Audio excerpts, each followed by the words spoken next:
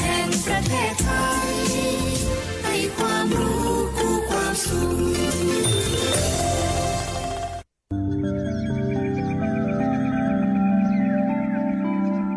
สถานีวิทยุกระจายเสียงแห่งประเทศไทยจังหวัดลำปาง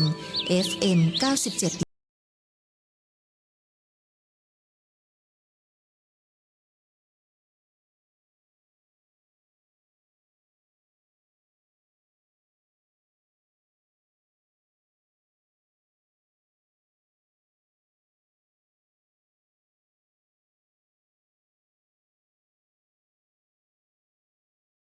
นาติปาตาเวรมณีอธินาทานาเวรมณีกาเมมุสาสุราเม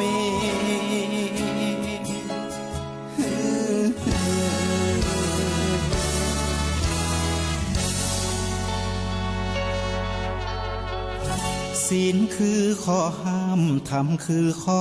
ให้พุทธองค์ตรัสไว้ชี้ทางใจให้ภาคเพียรเบญจศีลเบญจธรรมท่องจำสมัยเราเป็นนักเรียนธรรมะไม่เคยแปรเปลี่ยนแต่เรายังจำได้มาทวงคำมันหมู่บ้านศีลห้าคือเป็นพันธะชาวพุทธทุกคนทั่วไท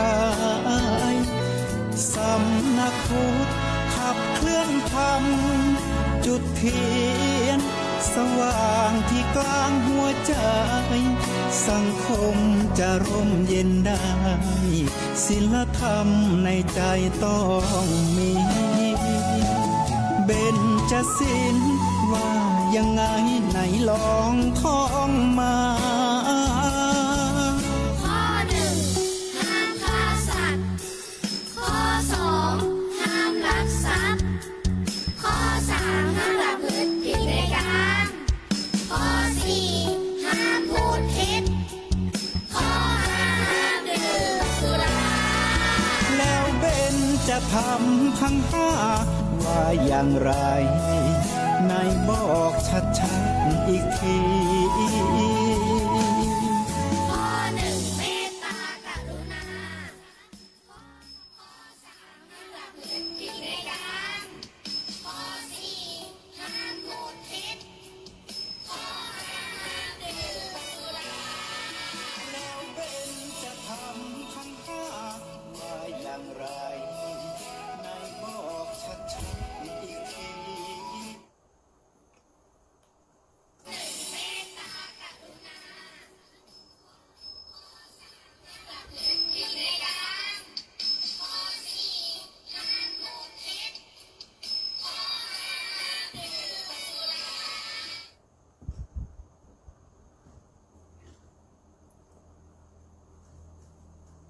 อรุณรุ่งแสงทองส่องขอบฟ้า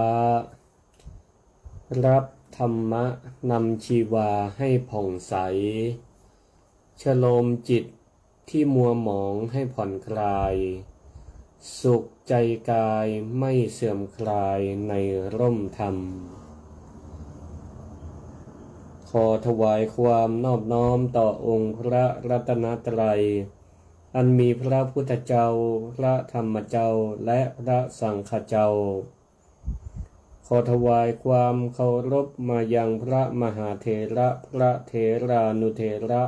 ครูบาอาจารย์เจ้าทุกตนทุกองค์ขอเจริญพรมายังพุทธศาสนิกชนคนดีมีศีลมีธรรมทุกท่านวันนี้อาตมาภาพพระครูสิริธรรมบัณฑิตอาจารย์ประจำวิทยาลัยสงฆ์นครลำปางเจ้าอาวาสวัดมิ่งเมืองมูลตำบลพิชัยอำเภอเมืองจังหวัดลำปางขอนำท่านผู้ชมท่านผู้ฟังเข้าสู่รายการธรรมะยามเช้าโดยสถานีวิทยุ กรมประชาสัมพันธ์จังหวัดลำปางหรือสวท.ลำปาง FM 97.0 เมกะเฮิรตซ์วันนี้รายการธรรมะยามเช้าเวลา5 โมงเจ้าถึง6 โมงซึ่งวันนี้ก็ตรงกับวันเสาร์ที่9 สิงหาคมพุทธศักราช 2568 ตรงกับวันขึ้น15 ค่ำเดือน9หรือเดือน11เหนือก็เป็นวันพระวันศีลเนาะเจ้านี้อากาศก็กำลังเย็นสบายหลายท่านก็อาจจะเพิ่งตื่นจากการพักผ่อนหลายท่านก็กำลังเตรียมตัวทำภารกิจส่วนตัว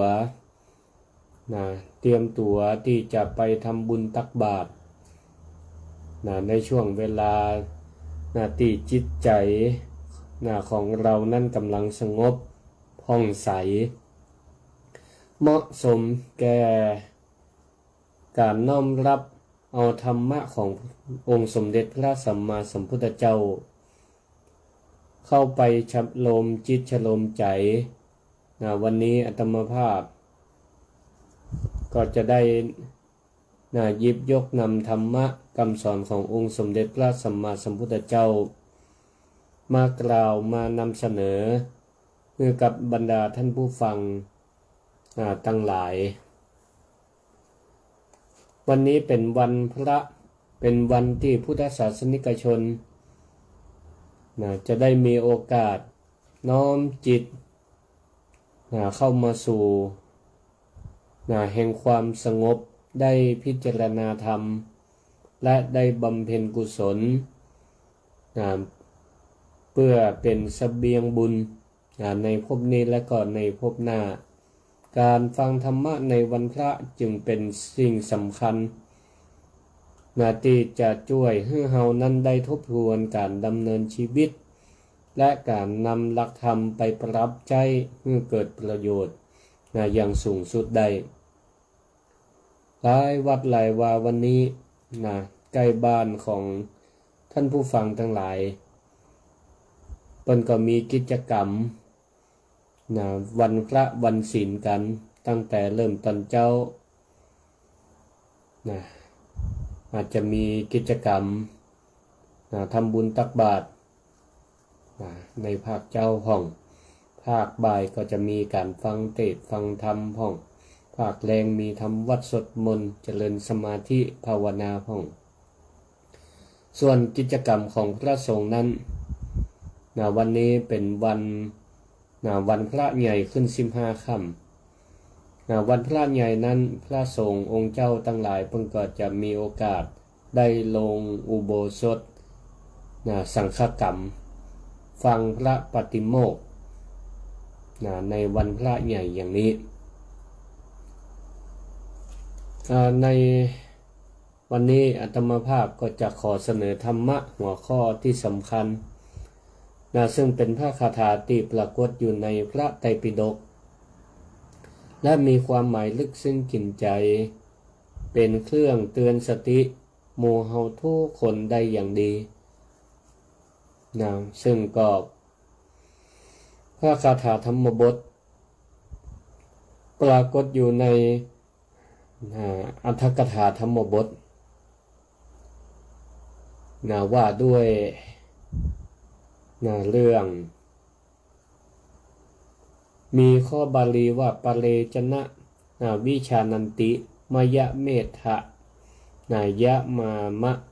เสเยนจะตัทธวิชานันติตโตสัมมันติเมทะคาซึ่งก็มีความหมายแปลเป็นภาษาไทยว่าคนทั่วไปคนหนึ่งคนทั่วไปคงนึกบ่ถึงว่าตนกำลังจะพินาศ ส่วนผู้รู้ความจริงอย่างนี้ย่อมบ่ทะเลาะวิวาทกันต่อไปญาติโยมท่านสาธุชนทุกท่านทั้งหลายเราลองพิจารณาว่าในชีวิตของคนเฮานั้นเคยมีพ่องก่อที่เราทำมาอย่างลงไปโดยรู้สึกตัวว่าสิ่งนั้นจะทำปาให้เฮานั้นไปสู่ปัญหาหรือบางครั้งเฮาก็มักจะเข้าไปพัวพันกับการทะเลาะวิวาททั้งที่ว่าเฮารู้ว่ามันบ่ก่อให้เกิดประโยชน์อันใดแก่เฮาเลยวันนี้เฮาท่านทั้งหลายจะได้มาไขปริศนาเพราะพระคาถาบทนี้ซึ่งเป็นพระคาถาที่พระพุทธองค์ทรงได้ตรัสเตือนสอนภิกษุทั้งหลายที่ได้อาศัยอยู่ในเมืองโกสัมพีมีความขัดแย้งทะเลาะเบาะแว้งกันเราก็จะได้เรียนรู้ว่าการรู้ตัวนั้นมันสำคัญอย่างใดและจะนำพาให้เราไปสู่ความสงบสุขได้จะใดญาติโยมท่านสาธุชนทั้งหลายบทพระคาถาที่ว่าปะเลจะนะวิชานันติเป็นต้นนั้นเป็นพระพุทธพจน์ที่พระพุทธองค์ทรงได้ตรัสเตือนสติเพื่อหมู่เฮาท่านทั้งหลายเพื่อหันถึงภัยของการบ่ฮู้ตัวและก็คุณของการฮู้แจ้งในพระสัทธรรมคำว่าปะเลนะวิชานันติแปลว่า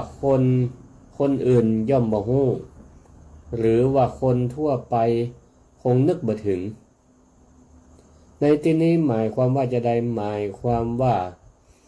คนส่วนใหญ่ในโลกนี้มักจะใช้ชีวิตไปตามกระแสตามอารมณ์ตามความเคยชินโดยการขาดสติขาดการพิจารณาไตร่ตรองอย่างรอบคอบบ่ได้ตระหนักความบ่ได้ตระหนักรู้ถึงผลที่จะเกิดขึ้นผลที่จะตวยมาจากการกระทำของตัวเก่าเปรียบเหมือนคนที่เดินไปตั้งหน้าโดยบ่ได้พอตั้งหน้าบ่ฮู้ว่ากำลังจะก้าวไปสู่หลุมพรางจะตกหลุมก็หรือกำลังจะตกหน้าผาตกเหวเป็นต้นส่วนคำว่ามยเมทะยามามะเสแปลว่าเฮากำลังพินาศในท่ามกลางความขัดแย้งนั้นหรือว่าเฮากำลังจะพินาศส่วนความนี้ขยายความจากส่วนแรกว่าคนที่บ่ฮู้ตัวนั้นบ่ได้ฮู้เลยว่าการกระทำหรือการดำรงชีวิตที่ขาดสติขาดปัญญานั้นกำลังจะนำพาตัวเฮานั้นไปสู่ความเสื่อมความเสียหายความพินาศบ่ว่าจะเป็นความพินาศทางกายก็ดีความพินาศทางใจก็ดีความพินาศทางทรัพย์สินก็ดีหรือความพินาศทางความสัมพันธ์บ่ว่าจะเป็นความสัมพันธ์ระหว่างพ่อแม่ลูกสามีภรรยาพี่น้องเพื่อนสหายก็เปรียบเหมือนกับผีเสื้อคนเมืองว่ากัมเบอร์ที่บินเข้ากองไฟด้วยความหลงระเริงบ่ฮู้ว่าเปลวไฟนั้นมันจะเผาผลาญตัวเก่าฮื้อมอดไหม้ไปในที่สุดเราก็ลองพิจารณาพอในชีวิตประจำวันของเฮาท่านทั้งหลายของตัวเก่าญาติโยมทั้งหลายก็จะเคยหันก็ว่า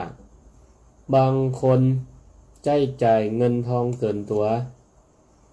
ซื้อของฟุ่มเฟือยบ่ได้เกิดถึงอนาคตบ่ได้วางแผนการเงิน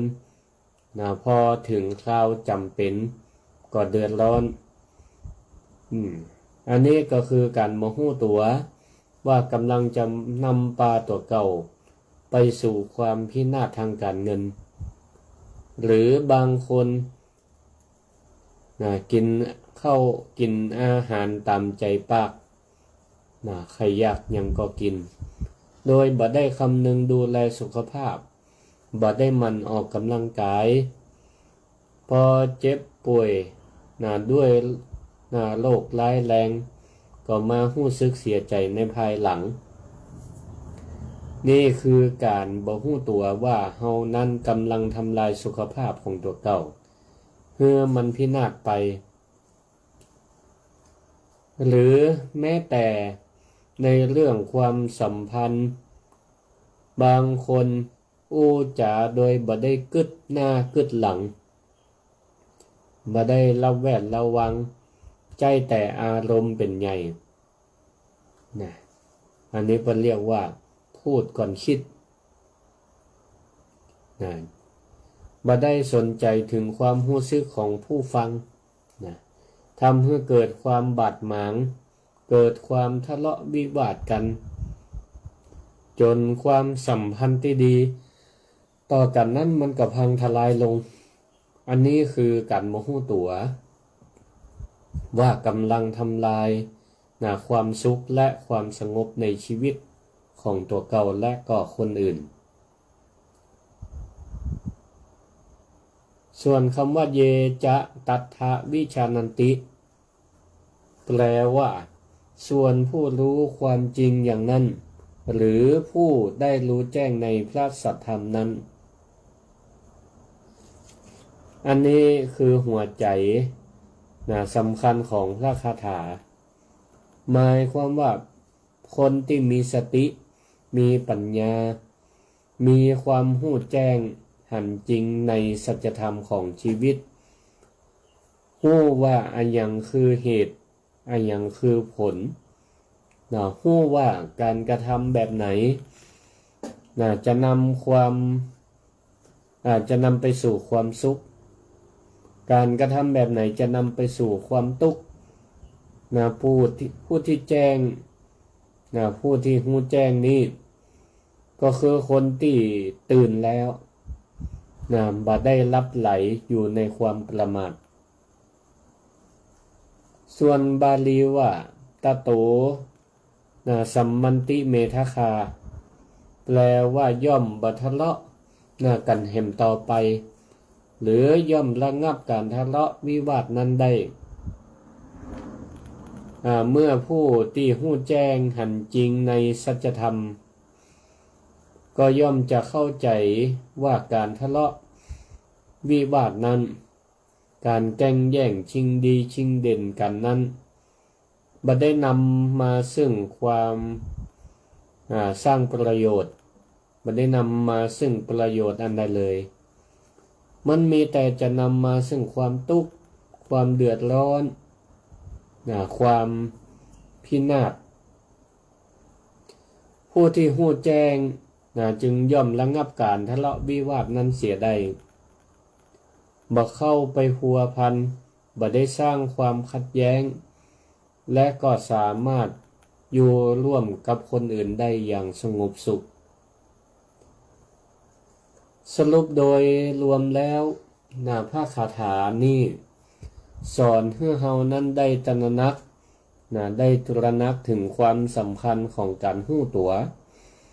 การมีสติแล้วก็มีปัญญาในการดำเนินชีวิต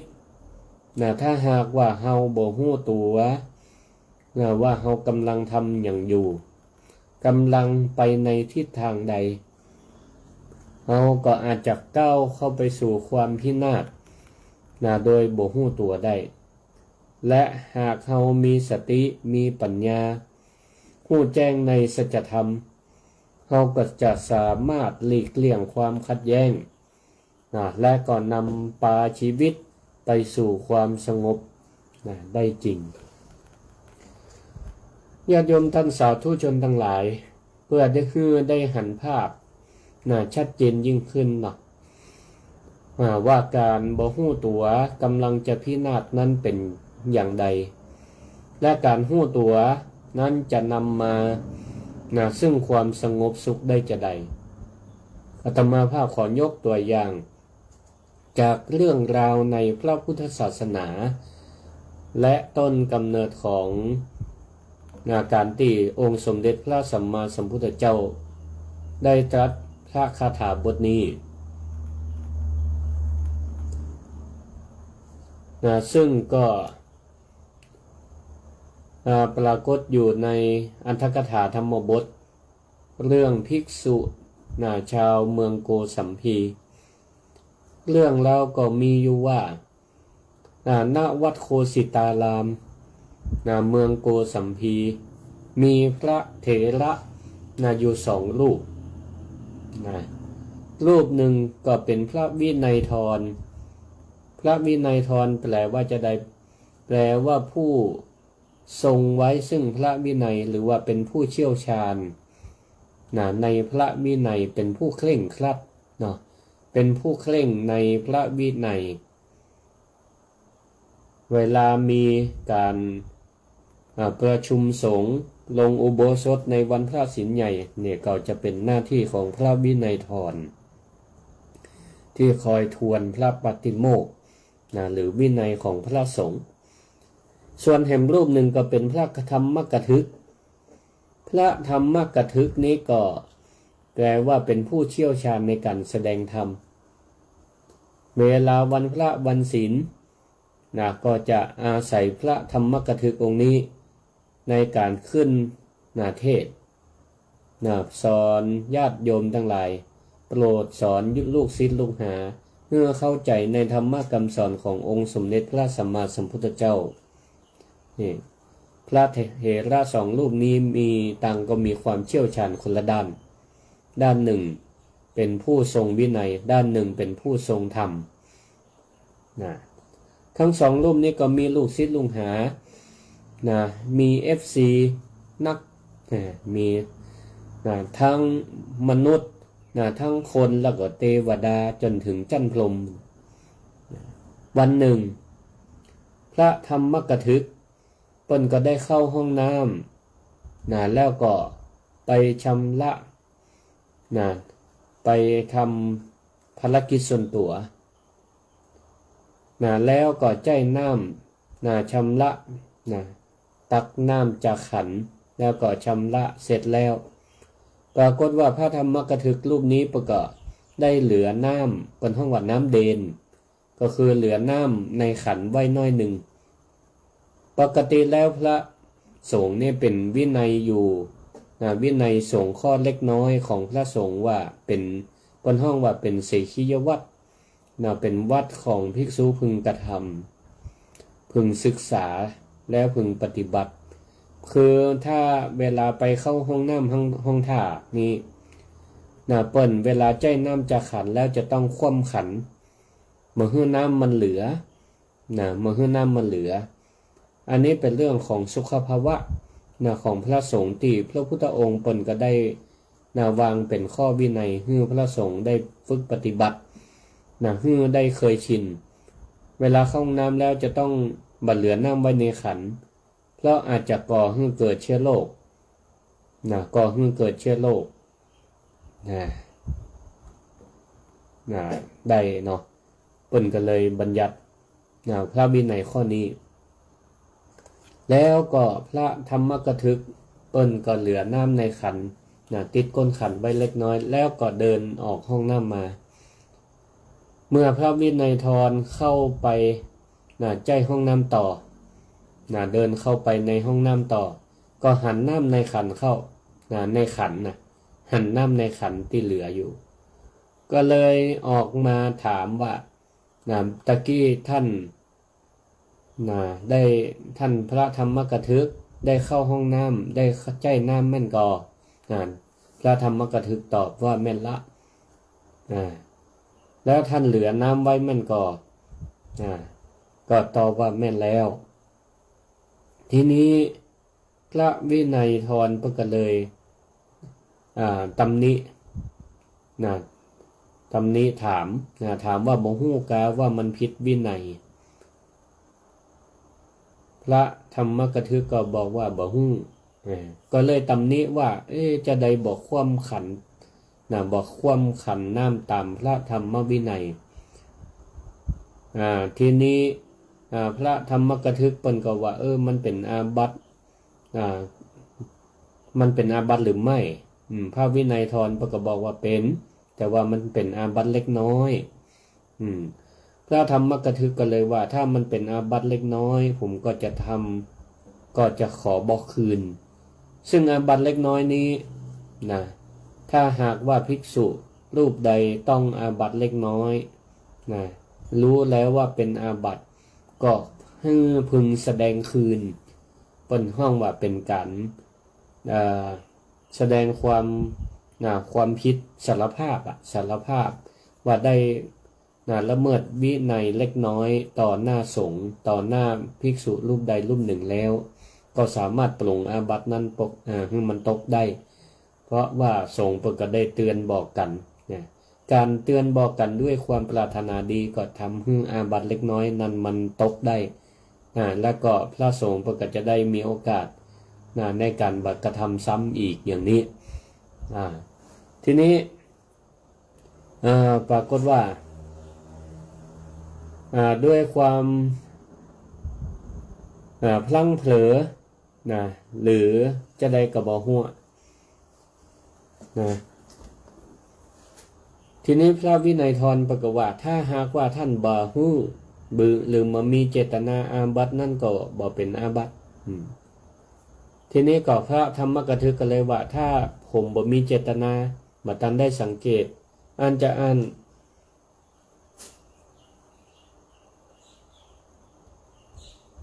ผมก็จะแสดงคืนแต่พระวินัยทรก็กลับอู้ว่าการคว่ำขันนั้นบอกถ้าบ่ฮู้สึกนี่เหมือนจะอู้จะได้ฝากให้คิดถ้าบ่ฮู้สำนึกก็บ่ถือว่าเป็นความผิดทีนี้กำอู้เล็กๆน้อยๆอย่างนี้นี่ศรัทธาญาติโยมทั้งหลายคือพระธรรมกถึกเปิ้นก็คิดว่ามันเป็นเล็กน้อยแล้วก็ตัวเก่าก็มีเจตนาก็คิดว่ามันเป็นอาบัติส่วนพระวินัยทรนั้นก็ยังว่าเปิ้นเคร่งครัดในพระวินัยบ่ว่าน้อยหรือนักน้อยปานกลางหรือนักเปิ้นก็ถือเรื่องนี้พอกลับไปที่สำนักของลูกศิษย์ลูกหาเปิ้นก็เลยไปให้ลูกศิษย์ลูกหาฟังก็เหมือนครับว่าบอกให้ลูกศิษย์ลูกหาเป็นกรณีตัวอย่างเนาะว่าเธอทั้งหลายเวลาเข้าห้องน้ำห้องท่าอย่างเนี้ยบดีเหลือน้ำไว้ในขันมันจะเป็นอาบัติยกตัวอย่างนี่ซ้ำไปยกตัวอย่างอ้างชื่อนี่ตึงบ่ได้เนาะคือลูกศิษย์ลูกหาฟังว่ายกตัวอย่างเนี่ยพระธรรมกถึกวันนี้อาจารย์ไปหันพระธรรมกถึกเป็นอาจารย์สอนธรรมของลูกศิษย์ลูกหาทั้งหลายเหลือน้ำไว้ในขันแล้วก็ตัวเก่าก็ยังบ่สำนึกบ่ฮู้ว่าเป็นอาบัตินี่อันนี้แหละศรัทธาญาติโยมท่านสาธุชนทั้งหลายหลักการเพิ่นถึงว่าเวลาจะตำหนิไผตำหนิติเตียนไผนี่เพิ่นว่าบ่ดีตำหนิติเตียนในท่ามกลาง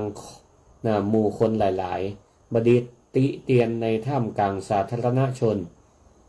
เวลาจะตำหนิไผนี่บ่ดีตำหนิต่อหน้าสาธารณชนเพราะจะทำให้ผู้ถูกตำหนินั้นเกิดความอับอายเกิดความอับอายเสียหน้าเสียชื่อเสียเสียงได้แต่ถ้าว่าเวลาเขาจะชมไผสรรเสริญไผนี่เปิ้นว่าฮื้อชมในที่ต่อหน้าสาธารณชนคนหลายเนี่ยชมดีส่วนจะตำหนิไผฮื้อไปตำหนิส่วนตัวเอาเตือนบอกด้วยความปรารถนาดีเอาอย่างนี้ แต่ว่าพระวินัยทรก็ไปตำหนิพระธรรมกถึกส่องหน้าส่องตาFC ของตัวเก่าลูกศิษย์ลุงหาของตัวเก่าก็ปรากฏว่าลูกศิษย์ลุงหาก็เอาเรื่องที่ครูบาอาจารย์ได้อู้เนี่ยไปอู้ตำหนิต่อหน้าลูกศิษย์ลูกหาของพระธรรมกถึกลูกศิษย์ตั้งลูกศิษย์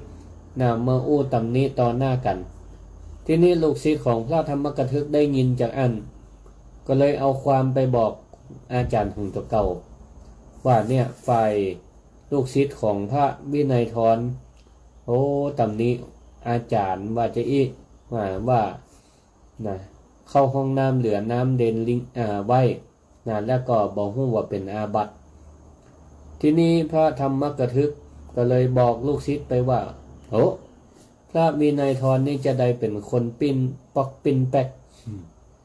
เป็นคนโกหกก็ไหนบอกว่าถ้าต้องอาบัติแล้วบ่มีเจตนาว่าบ่เป็นอาบัติตอนแรกอย่างอู้จะแล้วทีนี้จะได้ไปอู้ตอนหน้าลูกศิษย์ลุงหาว่าเขาลูกศิษย์ของพระธรรมกถึกก็เอาไปเล่ากับลูกศิษย์ของพระวินัยทรว่าพระวินัยทรเป็นคนขี้จุเป็นคนปิ้นปองปิ้นปอกปิ้นแป๊กปิ้นไปปิ้นมาลูกศิษย์ก็ไปเล่าให้พระวินัยทรฟังก็เลยเกิดความขัดแย้งทะเลาะวิวาทกันเพราะตั้งศรัทธาเชื่อมั่นว่าครูบาอาจารย์ของตัวเก่าทั้งสองฝ่ายนั้นเป็นคนเป็นพระเถระที่มีความสัตย์จริงอู้จริงทั้งสองนั่นแหละก็เลยขัดแย้งทะเลาะกันเป็นสองฝักสองฝ่ายศรัทธาเจ้าบ้านที่เคยมาฟังเทศน์ก็ศรัทธาในพระธรรมกถึกศรัทธาที่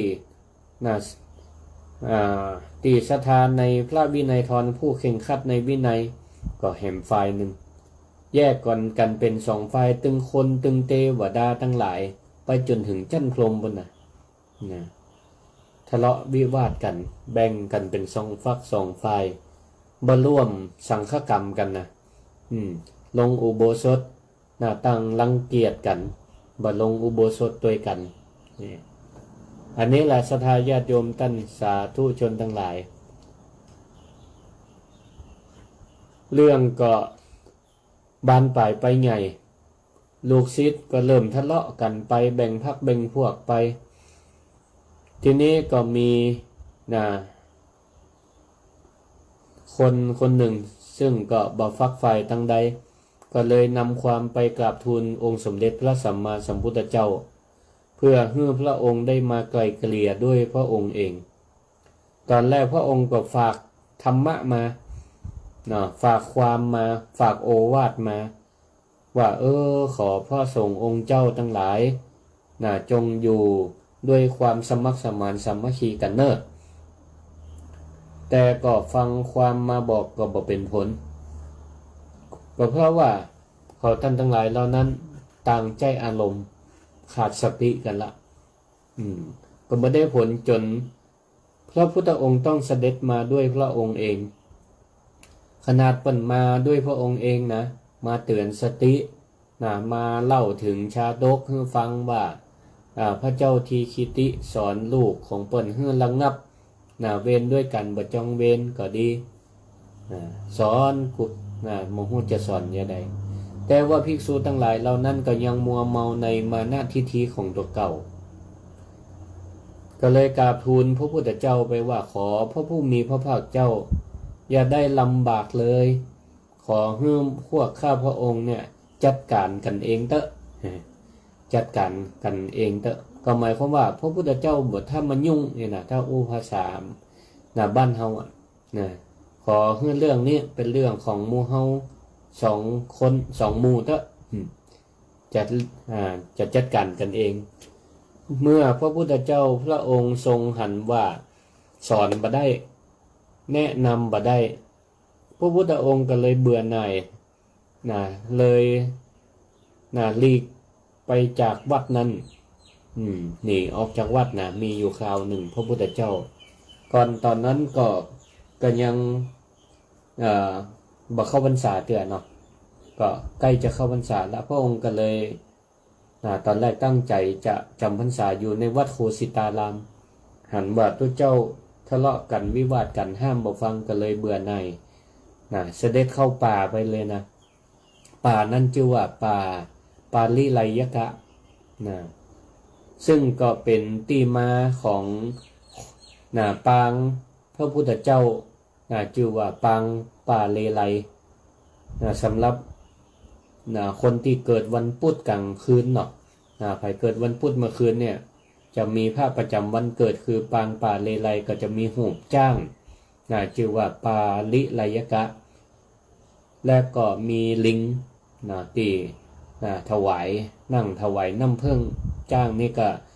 นอนไหวพระพุทธเจ้าอยู่นี่อันนี้ก็เป็นปางนี้ก็เพราะว่าเหตุว่าพระพุทธเจ้าทรงเบื่อหน่ายในภิกษุ2 หมู่ 2 กลุ่มนี้ก็เลยไปจำพรรษาอยู่ในป่าเลไลตึงพรรษาอาศัยจ้างและก็ลิงอุปถากพระพุทธเจ้าอยู่โดยบ่มีภิกษุรูปใดติดตามไปเลยอันนี้ก็เป็นที่น่าสนใจในพระธรรมบทพระกถามว่าแล้ว3 พรรษา1 พรรษา 3 เดือนเนี่ยพระพุทธเจ้าทรงอยู่ในป่ากับจ้างกับลิงอยู่อย่างใดเวลาจะใจพระองค์จะฉันน้ำจะส่งน้ำจะใจน้ำห้อนน้ำเย็นเนี่ยจะใดพระองค์ฉันอะไรอย่างในธรรมบทอธิบายว่าจ้างนี่ก็จะมีหน้าที่ปัดกวาดเจ็ดถูตีพักของพระพุทธเจ้ามันก็ด้วยสัญชาตญาณของความเป็นสัตว์ดิรัจฉานเมื่อมีมือมีขามันก็ใจงวงของมันเนี่ยไปจับกิ่งไม้ก็กวาดลานตีพักของพระพุทธเจ้าไปตักน้ำใจงวงเนี่ยมีตะกร้าเหี่ยอันก็ไปตักน้ำมาพระพุทธเจ้าได้ใจส่วนถ้าวันใดพระพุทธเจ้าจะส่งน้ำอุ่นน้ำห้อนจ้างในก่อไฟมันยะได้ก่อไฟเอามาหินผานี่เข้าใส่ในกล่องไฟมาหินผามันห้อนดีละกาจ้างนี่ก็เอางวงเนี่ยไปจับไม้ต้นไม้มาแล้วก็เคลียร์หินตีกำลังห้อนอยู่เนี่ยลงไปในสระน้อยเมื่อมันก็เอางวงนี่จุ่มไปในน้ำพอน้ำห้อนดีก็ไปกราบทูลพระพุทธเจ้าส่วนลิงนั่นก็หันจ้างทำจ้านก็เลยใครดูแลอุปถากพระพุทธเจ้าพ่องก็เลยไปเสาะหางพึ่งเสาะหางพึ่งเอามาถวายพระพุทธเจ้าทีนี้มันก็ฉลาดก็รุ่นพอว่าพระพุทธเจ้าจะฉันน้ำผึ้งตีลิงเอามาถวายหรือไม่ก็ปรากฏว่าพระพุทธองค์ก็นั่งอยู่รับหางผึ้งแล้วก็บ่ได้ฉันนั่งอยู่มันก็เลยถือโอกาสขออนุญาตพระพุทธเจ้าเอาห่วงรังผึ้งเนี่ยมาขอแยงซ้ายแยงขวามันมีตัวอ่อนอยู่อันนี้เหตุที่พระพุทธเจ้าบ่ฉันเปิ้นก็เข่งในพระวินัยเนาะมันก็เลยเอาไม้เคียตัวอ่อนนั้นออกไปแล้วก็ถวายพระพุทธเจ้าใหม่ปรากฏว่าพระองค์ก็รับเอาไว้ลิงนี่ดีอกดีใจศรัทธาญาติโยมทั้งหลายดีอกดีใจที่พระพุทธเจ้าได้รับถวายน้ำผึ้งจากลิงมันก็กระโดดโลดเต้นบนก้นไม้โหนกิ่งหนึ่งไปหากิ่งหนึ่งด้วยความดีอกดีใจด้วยความเลื่อมใสในพระพุทธเจ้าปรากฏว่าไปเผลอจับกิ่งไม้แห้งไปย่ำกิ่งไม้แห้งกระโดดโลดเต้นดีใจกิ่งไม้แห้งก็หักลง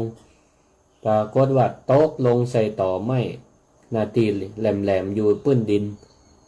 ปรากฏว่าต่อไม้ก็ปักเสียบอกลิงตายด้วยจิตดวงสุดท้ายมีความสุขเบิกบานใจมีความเบิกบานใจเลื่อมใสในพระพุทธเจ้าปาตนตัวไปเกิด ในสวรรค์ชั้นดาวดึงส์บนน่ะอันเนี้ยด้วยจิตเลื่อมใสในพระรัตนตรัยในพระพุทธเจ้าจิตดวงสุดท้ายนี้สำคัญเนาะอันเนี้ยก็เป็นเรื่องของปางป่าเลไลปางปาลิไลยกะเนาะจ้างนี่ก็ดูแลพระพุทธเจ้าอย่างดีนะเวลาพระพุทธเจ้าจะไปบิณฑบาตในหมู่บ้านก็เอาอุ้มบาตรด้วยงวงไปส่งพระพุทธเจ้าพอพระพุทธเจ้าบิณฑบาตในบ้านเสร็จออกมาก็รอฮับปิกป่าเหมือนเดิมทำอย่างนี้จนถึงออกพรรษาพุ่นน่ะส่วนตัวเจ้าทั้งหลายก็ยังพิษกันอยู่ในกลางพรรษานั่นนะทีนี้เจ้าบ้านเมืองโกสัมพีจะไปถวายน้ำมหันต์พระพุทธเจ้าก็เลยฮู้ความจริงว่าพระพุทธเจ้าเบื่อนายก่ายภิกษุทั้งหลายหมู่ฮู้ฟังทะเลาะวิวาทกันเลยหนีไปอยู่ป่าแล้วทีนี้อุบาสกอุบาสิกาศรัทธาญาติโยมทั้งหลายก็เลยบ่พอใจที่พระสงฆ์ทั้งหลายทะเลาะวิวาทแล้วก็เนี่ยพระพุทธเจ้าต้องลำบากก็เลยพร้อมใจกันลงโทษพระสงฆ์องค์เจ้ากลุ่มทั้งสองกลุ่มนั้นโดยที่บ่เชื่อเชิญบ่นิมนต์ตัดกิจนิมนต์หมดเลยบ่ใส่บาตรบ่แสดงความเคารพเมื่อภิกษุทั้งหลายเหล่านั้นอยู่ด้วยความลำบากไปบ้านใดก็บ่มีคนใส่บาตรเกิดความเดือดร้อนกันบ่มีข้าวกินเนาะเกิดความพ่ายผอมสู้ผอมลงพอสู้ผอมลงก็เกิดได้สติขึ้นมาก็เลยมานั่งจากันมาพิจารณาหันโทษแล้วหรอหันโทษของตะเก่าละก็เลยขอโทษขอโพยกันปงอาบัติซึ่งกันและกันว่าต่อไปนี้เฮาเนี่ยควรสมัครสมานสามัคคีกันได้ละหันก็ว่าเพราะความมานะทิฐิของเฮาเนี่ยเพราะเฮาบ่ได้หันหน้าจากันด้วยเหตุและผลจึงทำให้พระพุทธเจ้ามาเตือนเฮาก็บ่ฟังถูกมานะทิฐิครอบงำจนเปิ้นก่ายไปอยู่ป่าศรัทธาก็บ่ใส่บาตรบำรุงเฮาละต่อไปนี้ถ้าเฮายังฝืนถือมานะทิฐิเฮาก็จะตายก็เลยดีกันพอดีกันแล้วก็เลยไปบอกศรัทธาญาติโยมว่าขอศรัทธาญาติโยมทั้งหลายปิกมาเป็นอย่างเก่าเตอะปิกมาทำบุญใส่บาตรเหมือนเดิมเตอะตอนนี้เราสองฝ่ายก็ดีกันละคืนดีกันละเข้าใจกันดีละทีนี้ศรัทธาญาติโยมกันเลยว่าแล้วพระพุทธเจ้าล่ะพวกท่านทั้งหลายไปขอขมาโทษเป็นละยังไปขอขมาโทษเป็นเหียพอออกพรรษาแล้วก็ปากันไปขอขมาโทษพระพุทธเจ้าทีนี้พระพุทธองค์ก็เลยตัดพระคาถาบทเนี้ยเป็นเครื่องเตือนใจที่ว่าปะเลนะวิชานันติเป็นต้นนี่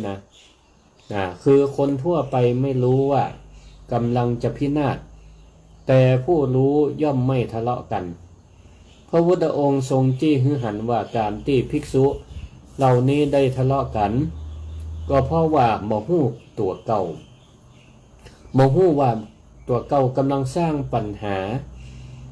กำลังทำสิ่งที่นำไปสู่ความพินาศของหมู่คณะสร้างความทะเลาะเบาะแว้งกันก็ในที่สุดก็อดเข้าอดน้ำเปิ่นบ่เคารพนับถือเปิ่นบ่เชื่อบ่เจิญเข้าบ้านเข้าจองเนี่ย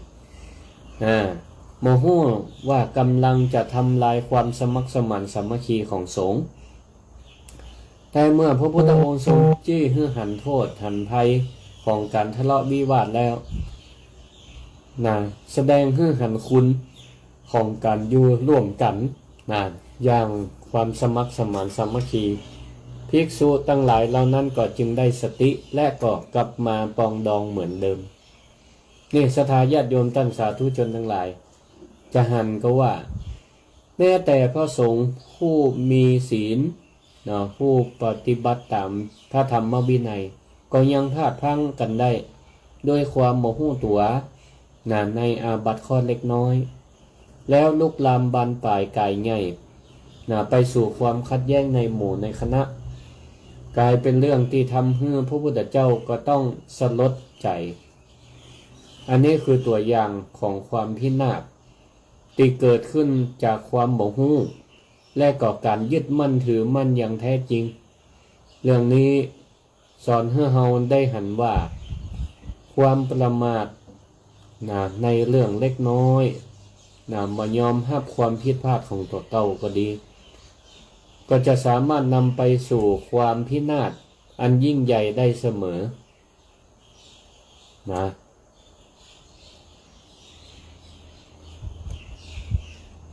ญาติโยมท่านสาธุชนทั้งหลายเรื่องราวที่ได้เล่ามานี้มาได้เกิดขึ้นเพราะสมัยพุทธกาลเท่านั้นแต่ยังเกิดขึ้นในชีวิตประจำวันของเฮาอยู่เสมอบอกว่าจะเป็นคนในครอบครัวบอกว่าในที่ทำงานหรือแม้แต่ในสังคมโลกออนไลน์ในเฟซบุ๊กในไลน์เฮาก็มักจะหันความขัดแย้งของการทะเลาะวิวาทกันใจข้อความในการทะเลาะวิวาทกันพ่องก็เป็นที่เปิ้นตั้งฉายาว่าเป็นนักเลงคีย์บอร์ดเพราะการทะเลาะวิวาทกันอันนี้เกิดจากความโมโหตัวการยึดมั่นถือมั่นในความคิดของตัวเก่าเป็นใหญ่เป็นหลักโดยที่บ่ฟังความคิดเห็นของคนอื่นบ่ใจเหตุผลนำหน้าใจอารมณ์นำหน้าเพราะขาดสติบางครั้งเรื่องเล็กๆน้อยๆเช่นการเข้าใจผิดกันการสื่อสารที่มันคลาดเคลื่อนกันแป๊ดกันหรือแม้กระทั่งการบ่ยอมรับฟังความคิดเห็นของคนอื่นเลยก็สามารถลุกลามบานปลายกลายเป็นความขัดแย้งอันใหญ่โตได้ในที่ทำงานก็ดีในครอบครัวก็ดีเนาะเราก็ต้องใส่ใจแม้แต่เรื่องเล็กๆน้อยๆให้ความสำคัญหากเราบ่ฮู้จักหยุดจักคิดบ่ฮู้จักการให้อภัยซึ่งกันและกันบ่ฮู้จักวางเฉยมันก็จะสามารถทำให้เรื่องน้อยกลายเป็นเรื่องใหญ่ได้ซึ่งก็มีปัญหาหลายสิ่งหลายอย่างในชีวิตประจำวันบางพ่องก็ในครอบครัวเนี่ยปัญหาของสามีภรรยาพ่อแม่ลูกพ่องแค่เรื่องเล็กๆน้อยๆบางเตือใจยาสีฟันนี่ศรัทธาญาติโยมทั้งหลายหัวบีบตั้งก้นไปหาตั้งปลายลูกบีบตั้งกลางเนี่ยบีบตั้งปลายพ่องอย่างเงี้ยเรื่องเล็กๆน้อยๆบางทีก็เอามาเป็นเรื่องใหญ่ในการทะเลาะกันก็มีหรือเปื่อนบ้านเปื่อนจองปลูกก็ไม่ในบ้านตัวเก่ากิ่งมันข้ามมันย่อยไปบ้านคนอื่นทะเลาะวิวาทกันก็มีแทนที่จะอู้ไกลเกลี่ยเจรจากันหันใจซึ่งกันและกันมันก็จบได้อันเนี้ยถ้าเรามีสติเนาะถ้าเรามีสติมันก็จะทำให้เรานั้นฮู้ว่าเรากำลังยึดติดในเรื่องเล็กน้อยอยู่กาฮู้ว่าการทะเลาะวิวาทนั้นมันนำมาซึ่งประโยชน์อันใดเลยมันจะเกิดความทุกข์ให้แก่กันและกันได้ถ้าเรามีสติเราก็หยุดชื่อว่าเรานั้นเป็นบัณฑิตเป็นนักปราชญ์เราสามารถหยุดความขัดแย้งนั้นได้แล้วก็หันมาพอหาวิธีที่จะอยู่ร่วมกันอย่างมีความสุขได้อันนี้ล่ะศรัทธาญาติโยมท่านทั้งหลายเรื่องราวที่ได้ฟังกันมาบอกว่าจะเป็นเรื่องของภิกษุชาวเมืองโกสัมพีก็ดีเรื่องเหตุการณ์ในชีวิตประจำวันก็ดีก็ล้วนจี้ฮือหันได้ว่าการหู้ตัวการที่เขามีสติมีปัญญาในการดำเนินชีวิตถ้าเขาขาดสิ่ง เหล่านี้ขาดธรรมะข้อสติข้อสัมปชัญญะความรู้เนื้อรู้ตัวและความมีปัญญาเราก็อาจจะก้าวไปสู่ความพังพินาศในชีวิตได้เหมือนกันเนี่ยก็เป็นข้อที่ได้นำมาเสนอศรัทธาญาติโยมตั้นสาธุชนทั้งหลาย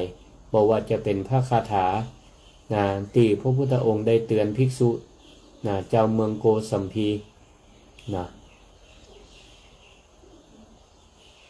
ก็ได้นำมาอู้เพื่อเตือนสติให้เฮาตั้นทั้งหลายได้อยู่ด้วยความบ่ประมาทพิจารณาถึงหันแม้กระทั่งโทษเล็กน้อยไปจนถึงโทษใหญ่ว่าต่อไปถ้าเฮายังปล่อยให้มันลุกลามบานปลายก็จะเกิดโทษในที่สุดได้แต่ถ้าเฮาหันแล้วว่ามันเป็นโทษเฮาก็ปรับความคิดเห็นให้มันตรงกันหันหน้าเข้าหากันอู้จากันด้วยเหตุและผลก็ขอให้เฮาท่านทั้งหลายได้มันฝึกเอาไว้ใจสติตามที่เคยได้แนะนำไปครั้งก่อนอารมณ์นี้มันเข้ามาช่องทางประตูของเฮาได้ตั้ง6คือตั้งตาตั้งหูจมูกลิ้นและกายใจ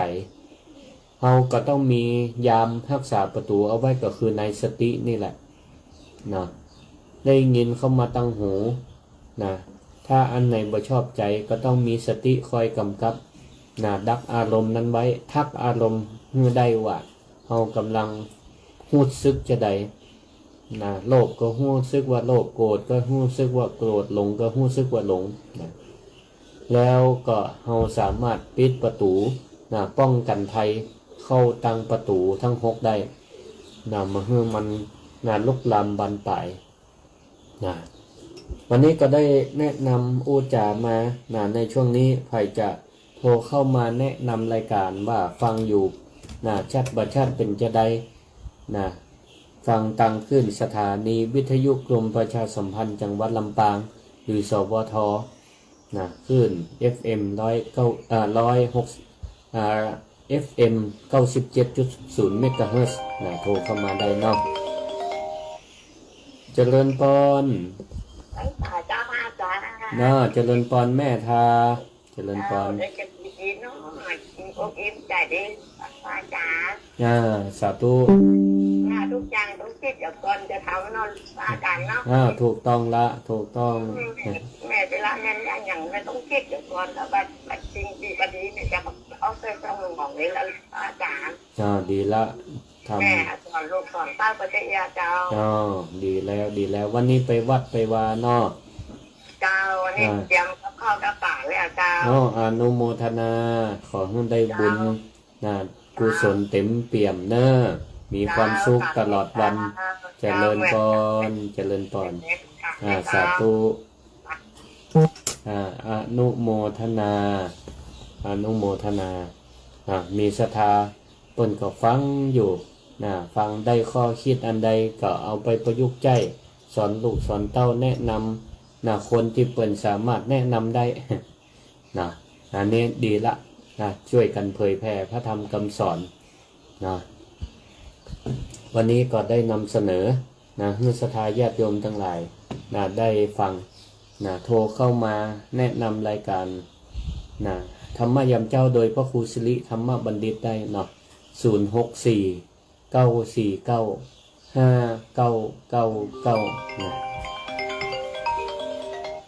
เจริญพรวิชาเจ้าเจริญพรแม่น้อยสาธุสาธุฟังแล้วได้อย่างพ่องได้ความรู้ความเข้าใจดีเจ้าความรู้ว่าจะได้คำที่ว่าท่านว่าเข้าห้องน้ำแล้วก็จะได้ว่าน้ำข้ามบ่ได้เจ้าแต่กี้ก็อธิบายให้ฟังแล้วเป็นพระพุทธเจ้าเป็นห่วงเรื่องสุขภาพสุขภาวะเหลือน้ำไว้เนี่ยมันอาจจะเกิดลูกน้ำยุงลายหรือว่าเอาชำระป ปิ่นคนเข้าก่อนชำระร่างกายอย่างแล้วการเนี่ยมันเกิดเชื้อโรคเนาะมันจะเนี่ยเกิดเช่นเกิดการติดต่อนะกับคนอื่นเปิ่นได้เอกอะแมนพอมันก็ถึงนี้แต่เนาะนั่นแหละเนาะมีแต่ห้องน้ำห้องอย่างมันก็ถึงอย่างนั้นแต่เนาะสาธุแม่น้อยสาธุเจริญพรเนอะอยู่ดีมีสุขอยู่ดีมีสุขเนาะก็เพราะว่าเรื่องเล็กๆน้อยๆนี่พระพุทธองค์ประกาศเตือนให้ภิกษุทั้งหลายบ่มองข้ามก็เพื่อให้หันโทษหันภัยภายหน้าเหมือนกันการเหลือน้ำไว้ในขันนี่นะเปิ่นห่วงใยเรื่องสุขภาวะของพระสงฆ์เจริญพรเจ้าไว้สายเจ้าไว้แม่ฟังอยู่ที่เจ้าเลยนะเจ้าแม่พิสมัยเนาะเจ้าฟังอยู่บ้านนางแลจะไปวัดแล้วเนาะเจ้าเก็บศพไปวัดแล้วเจ้าอนุโมทนาบุญไปเนอเจ้าขอให้ได้บุญกุศลนักๆสุขภาพแข็งแรง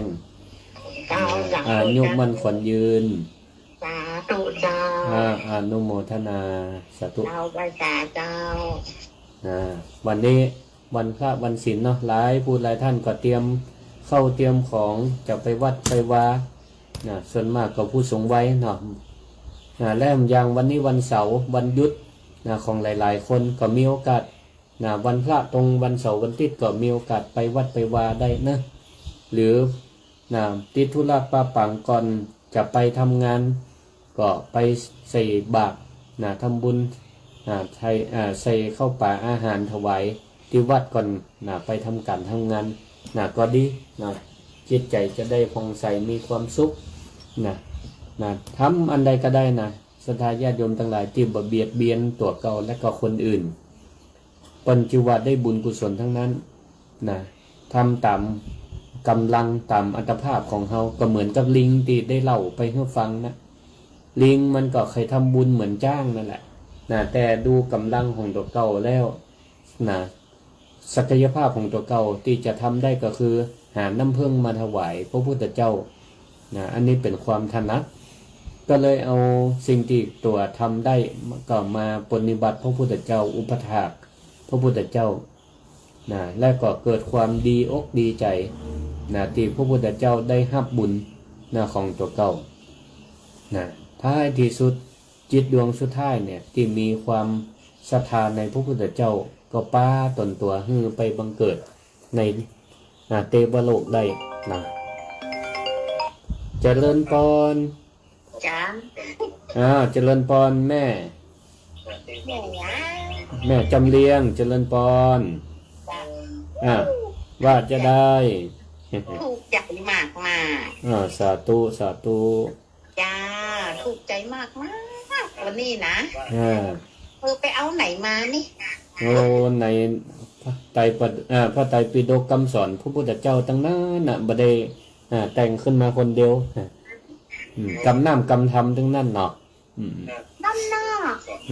สาธุลูกเขยแม่ดีใจสาธุเจ้า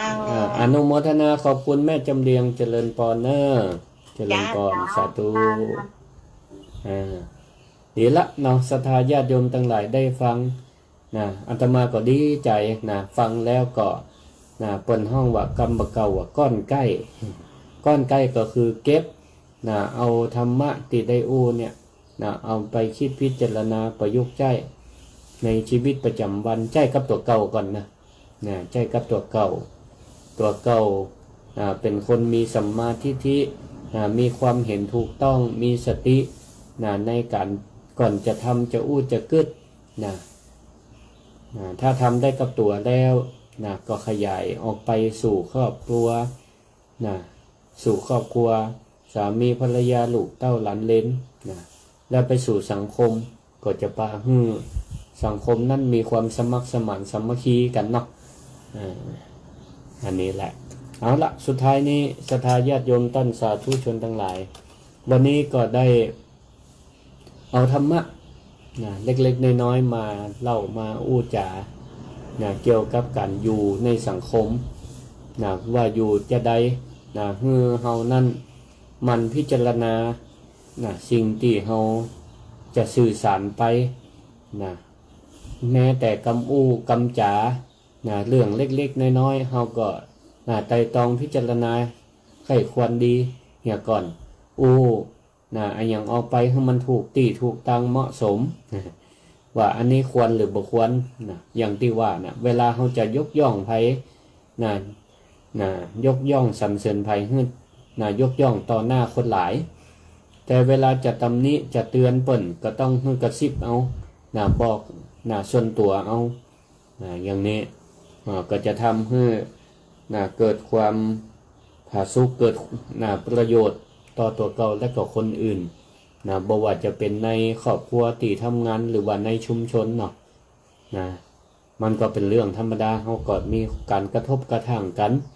นะเป็นเรื่องธรรมดาแต่ถ้าหากเขาใจสติใจปัญญา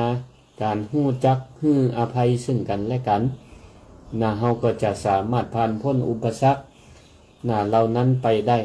และอยู่รวมกันได้อย่างสงบสุขความขัดแย้งระหว่างประเทศก็เหมือนกันนะถ้าเรามีการเจรจานะยอมกันพ่องนะลดลาวาสอกกันพ่องนะลดมานะทิฏฐิกันพ่องก็จะทำให้นะเกิดสันติภาพเกิดความสงบสุขนะทั้งสองฝ่ายได้สุดท้ายนี้อาตมาภาพก็ขอนะอาราธนาคุณพระศรีรัตนตรัยสิ่งศักดิ์สิทธิ์ทั้งหลายดลบันดาลให้ศรัทธาญาติโยมท่านผู้ฟังทั้งหลายประสบแต่ความสุขความเจริญมีสุขภาพร่างกายที่แข็งแรงปราศจากโรคภัยไข้เจ็บมีความสุขความเจริญในธรรมยิ่งขึ้นไปทุกท่านทุกคนเถิด สถานีวิทยุ